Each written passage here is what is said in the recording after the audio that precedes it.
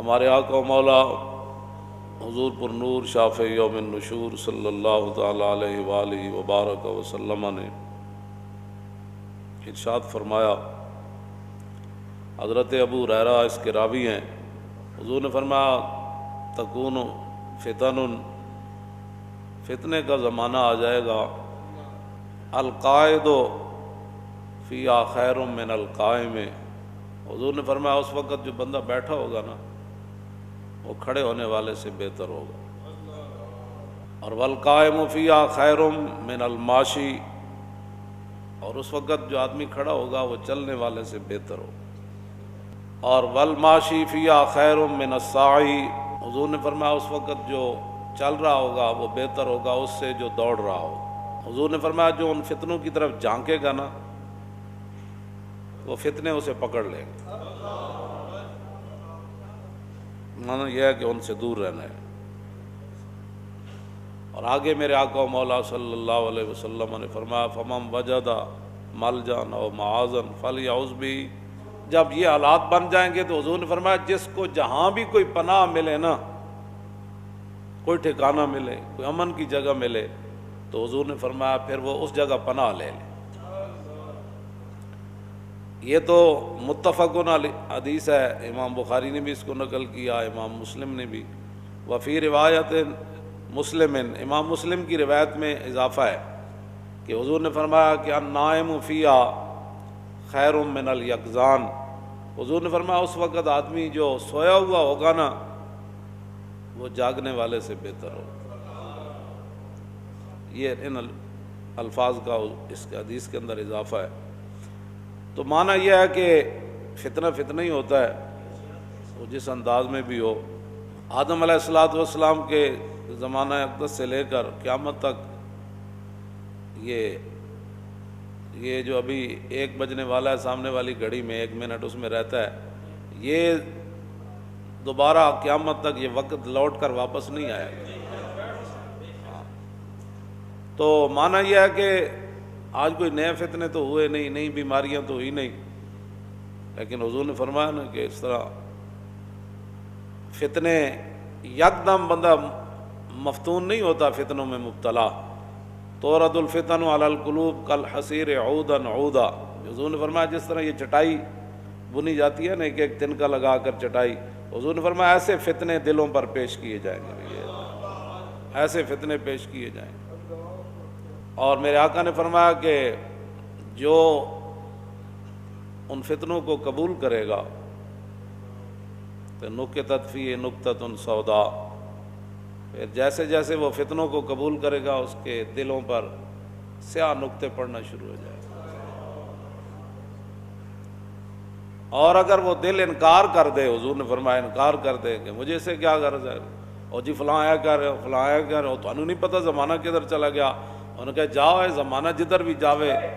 تو بخدا خدا کا یہی ہے۔ حضور نے میرے آقا نے فرما دی، بات ختم ہے۔ تو حضور نے یہ بات فرما دی۔ حضرت عمران بن حسین، صاد کے ساتھ یہ حسین ہے، سین کے ساتھ نہیں، یہ صحابی ہے، تو ان کے سامنے ذکر ہوا کہ حیا بڑی اچھی چیز ہے، تو ایک آدمی کہنے لگا کہ بعض حیات بزدلی کی وجہ سے ہوتے ہیں، بندہ حیادار نہیں ہوتا، ڈرتا ہے۔ تو آپ جلال میں آ گئے، فرمایا جب رسول اللہ نے فرما دیا الحیاء خیر کلہ، حضور نے فرمایا حیا جس صورت میں بھی ہو وہ خیر ہی خیر ہے، تو یہ کیا بات کر رہا ہے، تو اپنی طرف سے یہ 2 باتیں کیوں کر رہا ہے کہ بھئی ایک حیا ایسے ہوتا ہے، بس حضور نے فرما دیا حیا بہتر ہی بہتر۔ تو پھر آدمی آہستہ آہستہ پھر جب ایسی باتیں سوچتا ہے، تو جو میں یہ بات ہمیشہ کرتا ہوں، میں نے تو نہیں پڑھا کہ صحابہ نے بیٹھ کر پھر حضور کے علم کو تولا ہو، ہاں جی، پھر حضور کے معراج شریف پر آنے جانے پر بیٹھ کر کتابیں لکھی ہوں، باتیں کی ہوں، پھر یہ کہا ہو کہ یہاں سے حضور سنتے ہیں تو یہاں نہیں سنتے۔ تو جب انہوں نے حد ہی کر دی تو اس کے بعد تو بعد میں پھر لوگ آ گئے، پھر لوگوں کو اپنے علم کا خمار چڑھا، کئیوں کو اپنے تقوی کے خمار چڑھے، کہ جب رسول اللہ کی اس زندگی مبارک جو ہے وہ ہمارے لیے نمونہ ہے، جس طرف سے بھی کوئی دیکھے گا نور ہی نور ہوگا۔ ہاں جی، جس طرف سے بھی وہ دیکھے گا وہ جناب اس کے لیے ہدایت ہی ہدایت ہوگی۔ تو جب رسول اللہ کی ظاہری حیات میں بہت سارے معاملات ہوئے، فاروق اعظم رضی اللہ تعالیٰ عنہ کے دور میں آگ ظاہر ہوئی، وہ بڑھنے لگی اس طرح، تو حضرت فاروق اعظم نے حضرت تمیم داری کو فرمایا جاؤ اس آگ کو روکو، تو کہا جی میں کیا کر سکتا ہوں؟ فرمایا تو ہی تو روک سکتا ہے اس کو۔ تو حضرت تمیم داری گئے، انہوں نے وہ سوٹا اٹھایا اور آگ کو ایسے آگے لگایا جیسے ریوڑ کو آگے لگایا جاتا ہے، اور آپ اس آگ کو ریوڑ کی طرح دھکیل کر لے گئے پیچھے۔ آپ کے ڈنڈے کو دیکھ کر آگ پیچھے مڑ گئی،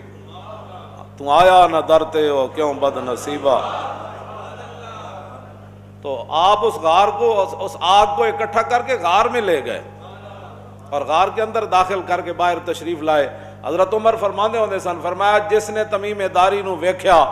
اور جنہیں نہیں ویکھیا دونوں برابر نہیں ہو سکتے۔ تو یہ فتنے اور فساد ہر دور میں رہے ہیں،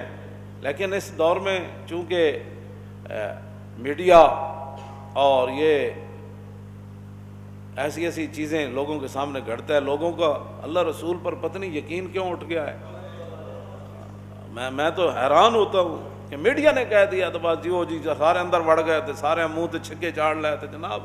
وہ رب کی قدرتیں کدھر گئیں؟ رسول اللہ نے جو فرمایا وہ کدھر گیا، اور حضور کا وہ دین کدھر گیا، وہ قرآن کدھر گیا، وہ شفا کدھر گئی، وہ رحمت کدھر گئی، وہ حضور کی مبارک دعائیں کدھر گئیں؟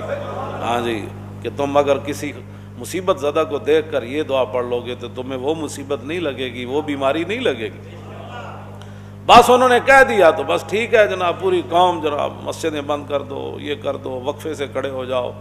بھائی رب تو رب ہے۔